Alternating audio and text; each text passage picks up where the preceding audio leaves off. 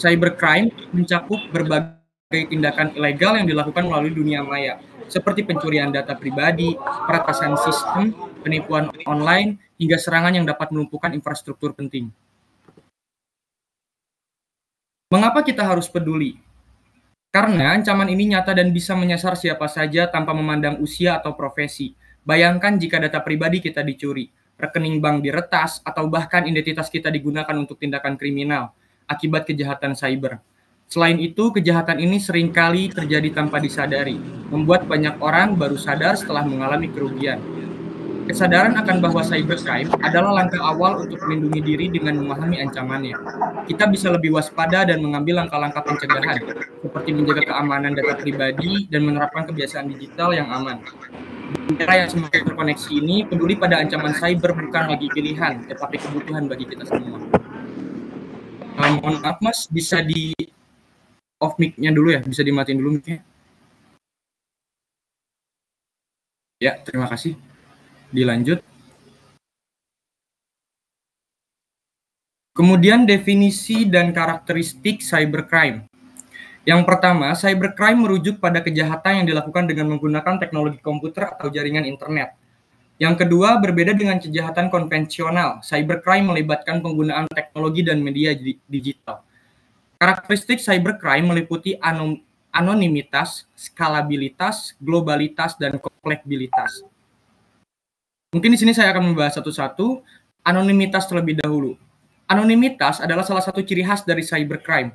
Pelakunya seringkali tidak mudah dikenali karena mereka beroperasi secara anonim di dunia maya. Internet memberikan banyak cara untuk menyembunyikan identitas, seperti menggunakan jaringan pribadi virtual VPN misalnya, IP palsu, atau teknik enkripsi. Akibatnya, pelaku bisa dengan mudah menghapus jejak atau menyamar sebagai orang lain.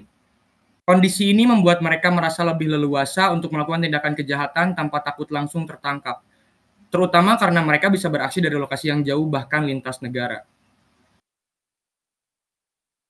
Selanjutnya ada skalabilitas. Skalabilitas ini berbeda dengan kejahatan konvensional. Cybercrime bisa dilakukan dalam skala yang sangat besar dengan effort yang relatif kecil melalui teknologi digital.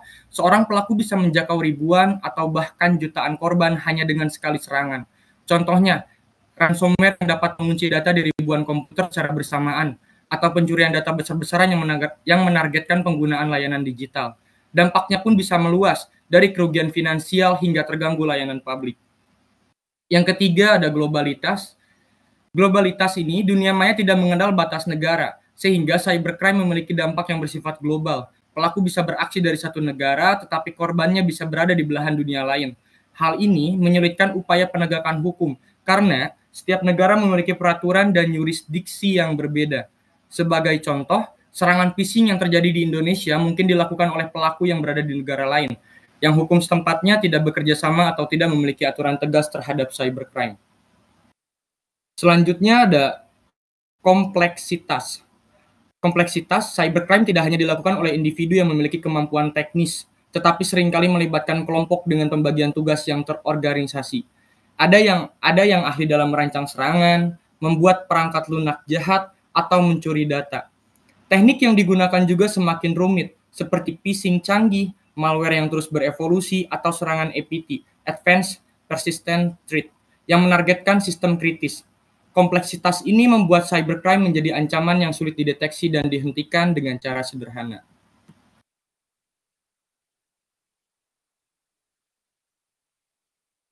Selanjutnya ada jenis-jenis cybercrime. Yang pertama ada serangan malware. Serangan malware ini seperti virus komputer, worm, Trojan horse, ransomware, dan spyware. Tujuannya untuk merusak sistem, mencuri informasi, dan memeras korban. Kemudian yang kedua ada penipuan dan pencurian identitas. Phishing, skimming, carding. Tujuannya untuk mendapatkan data sensitif seperti data pribadi korban untuk disalahgunakan. Yang ketiga ada serangan DDoS. Membajiri lalu lintas jaringan hingga situs web lumpuh. Tujuannya untuk mengacaukan operasional bisnis atau merugikan secara finansial. Yang ketiga ada cyberbullying. Yang keempat, ada cyberbullying. Menggunakan teknologi untuk melecehkan atau mengintimidasi. Dampaknya menyebabkan gangguan psikologis dan sosial pada korban. Lalu yang terakhir, yang kelima, ada kejahatan keuangan online. melakukan pencurian data kartu kredit atau pembobolan akun bank, tujuannya untuk mendapatkan keuntungan finansial secara ilegal. Mungkin di sini saya akan membahas beberapa kasus cybercrime di Indonesia ini. Yang pertama dari serangan malware terlebih dahulu. Pada tahun 2017 ada kasus serangan ransomware WannaCry. WannaCry adalah ransomware yang menyerang beberapa institusi di Indonesia, termasuk Rumah Sakit Darmais dan Rumah Sakit Harapan Kita di Jakarta. Sistem IT rumah sakit ini menjadi terganggu, hingga menyebabkan layanan terganggu karena data pasien terkunci oleh ransomware. Tebusan dalam bentuk Bitcoin agar data bisa diakses kembali. WannaCry menyebar melalui celah keamanan di sistem operasi Windows yang belum diperbarui patch. Lalu yang kedua, ada penipuan dan pencurian identitas. Kasusnya pada tahun 2020, kasusnya phishing via email bank palsu. Banyak nasabah bank di Indonesia menjadi korban phishing, yaitu penipuan melalui email palsu yang menyerupai email resmi dari bank. Email tersebut meminta nasabah untuk memasukkan data pribadi seperti username, password, dan PIN melalui tautan palsu. Setelah itu, data digunakan untuk mengakses dan menguras rekening korban. Untuk kasus yang ketiga ada serangan DDoS. Terjadi pada tahun 2020, kasusnya serangannya terhadap situs pemerintah. Jadi situs pemerintah, yaitu situs KPU dan lembaga lainnya, dilaporkan mengalami serangan DDoS saat proses pemilihan umum. Serangan ini bertujuan untuk membajiri lalu lintas internet sehingga situs tidak dapat diakses. Yang memberikan dampak akses publik terhadap informasi penting menjadi terganggu, dan beberapa sistem harus diturunkan sementara untuk pemulihan. Lalu yang keempat ada cyberbullying. Seperti teman-teman tahu, pada tahun 2019 ada kasus cyberbullying, yaitu kasus Audrey, seorang siswi SMP di Pontianak. Kasusnya, Audrey menjadi korban bullying secara langsung oleh teman-temannya, yang kemudian menyebar menjadi cyberbullying ketika kasus ini viral di media sosial. Tagar Justice for Audrey sempat trending di Twitter, tetapi ironisnya banyak warga yang ikut mengolok-olok korban alih-alih mendukungnya.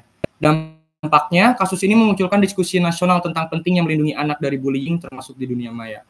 Lalu yang kelima, kasus kejahatan keuangan online. Pada tahun 2021, penipuan melalui marketplace palsu. Penipu membuat situs marketplace palsu dengan tampilan sangat mirip dengan platform resmi seperti Tokopedia atau Shopee. Korban diarahkan ke situs palsu untuk melakukan pembayaran, tetapi barang tidak pernah dikirim. Banyak korban kehilangan jutaan rupiah. Kasus pembobolan mobile banking pada tahun 2023, pembobolan rekening terjadi melalui aplikasi mobile banking dengan memanfaatkan kelalaian pengguna, seperti membagikan OTP ke pihak tidak bertanggung jawab. Beberapa korban melaporkan saldo mereka hilang secara tiba-tiba setelah menerima telepon atau pesan yang masuk dari bank. Atau juga mungkin teman-teman pernah berjualan di FB, misalkan teman-teman udah transfer, ternyata ketika udah melakukan transaksi barangnya malah tidak dikirim oleh penjualnya. Seperti itu. Lalu selanjutnya, setelah kita mengenal jenis-jenis cybercrime, selanjutnya ada faktor-faktor pendorong yang menyebabkan terjadinya cybercrime. Yang pertama, ada anonimitas dan sulitnya pelacakan. Identitas online yang disamarkan sehingga menyulitkan pelacakan dan membuat pelaku cybercrime merasa lebih aman karena sulit dideteksi. Lalu yang kedua, perkembangan teknologi. Dengan semakin banyaknya perangkat digital yang terkoneksi dan ketergantungan pada perangkat digital, peluang untuk menyerang pun meningkat. Yang ketiga, ada motivasi finansial. Pelaku cybercrime melihat ini sebagai cara mudah dan instan untuk mendapatkan uang besar dengan risiko yang relatif rendah. Lalu yang keempat, kurangnya kesadaran keamanan. Banyaknya pengguna perangkat digital yang tidak memahami betapa pentingnya perlindungan data atau bagaimana cara mengenali akan ancaman cybercrime ini. Misalnya seperti penggunaan kata sandi yang lemah atau membuka tautan dari sumber yang tidak dikenal. Selanjutnya, strategi efektif untuk mengatasi cybercrime. Yang pertama ada edukasi publik, yaitu melakukan campaign kesadaran melalui media sosial, misalkan lewat IG, TikTok, atau WA, mungkin WhatsApp, lewat seminar, pelatihan, ataupun komunitas untuk meningkatkan pemahaman masyarakat tentang ancaman nyata cybercrime dan bagaimana cara pencegahannya. Yang kedua, memperkuat perlindungan digital. Menggunakan kata sandi yang unik dan kuat untuk setiap akun. Kemudian, aktifkan autentifikasi 2 faktor, 2FA, untuk keamanan tambahan. menggunakan antivirus dan firewall untuk melindungi perangkat dari malware dan serangan cyber. Selanjutnya yang ketiga ada pelatihan dan keahlian, meningkatkan pengetahuan dan keterampilan di bidang cyber security melalui pelatihan dan pendidikan yang sesuai. Lalu yang terakhir yang keempat ada kolaborasi dan penegakan hukum. Bangun kerjasama antara pemerintah, perusahaan teknologi, dan institusi pendidikan untuk menciptakan solusi bersama. Libatkan juga perusahaan dalam mendukung kampanye kesadaran publik dan pengembangan teknologi keamanan. Kemudian memperkuat hukum dan regulasi terkait cybercrime. Atau mungkin pemerintah bisa misalkan membuat iklan-iklan betapa bahayanya cybercrime, misal lewat YouTube atau lewat saluran televisi, seperti itu. Terima kasih, sekian yang bisa saya sampaikan. Barangkali di sini ada teman-teman yang mau bertanya perihal terkait cybercrime tadi. Silakan untuk angkat tangan atau ketik di public chat aja, nggak apa-apa. Iya boleh, ini ada Mbak Bernandia. Boleh on cam, kalau enggak boleh chat di public juga nggak apa-apa, Mbak. Kita langsung masuk ke sesi tanya jawab aja ya. Kalau misalkan ada yang mau ditanyakan dari peserta terkait cybercrime, silakan ditanyakan. Boleh on mic, angkat tangan, atau chat di public juga nggak apa-apa. Silakan langsung ditanyakan aja. Mungkin akan saya tunggu ya beberapa menit.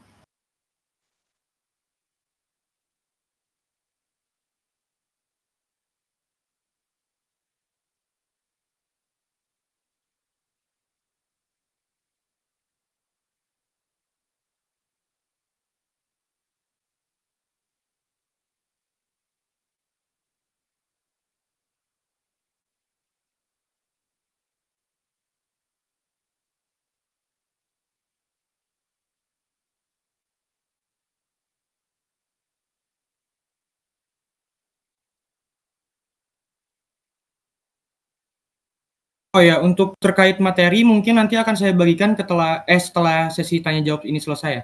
Nanti akan saya bagikan. Ada yang mau bertanya mungkin? Silakan di public chat atau langsung on mic aja nggak apa-apa.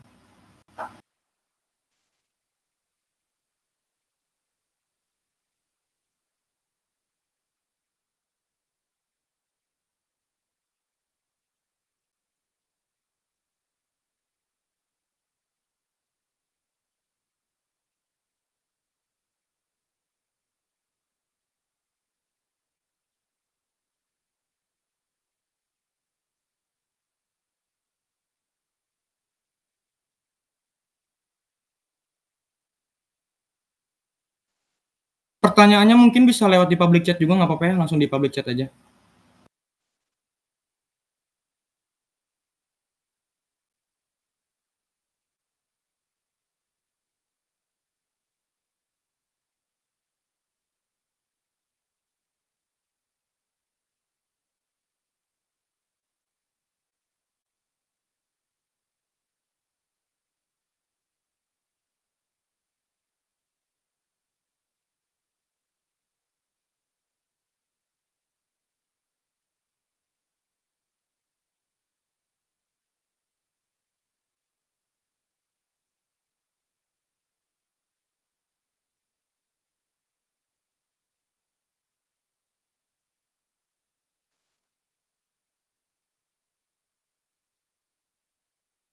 Dari Mas Aji Primasaputra, Ridho Naufal.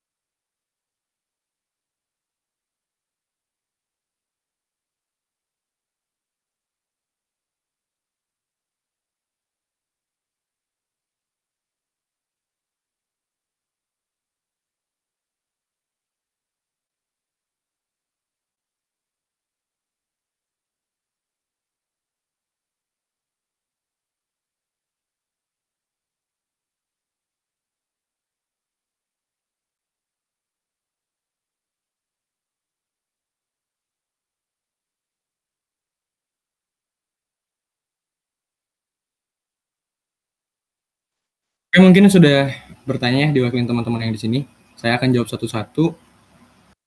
Dari Mas Aji Prima Saputra terlebih dahulu. Apa bedanya serangan malware sama apa bedanya serangan malware sama DDoS gitu ya? Oke. Serangan malware ini menggunakan program bahaya, misalkan kayak virus, kalau misalkan Mas tahu dulu ada namanya virus Trojan. Nah, kayak gitu untuk mencuri data, merusak sistem. Kalau misalkan serangan DDoS ini membanjiri server atau jaringan dengan lalu lintas data besar menggunakan banyak perangkat untuk melumpuhkan layanan. Seperti itu Mas Aji Prima Saputra ya. Selanjutnya ada Mas Rido Naufal. Apa peran edukasi digital dalam melawan cybercrime?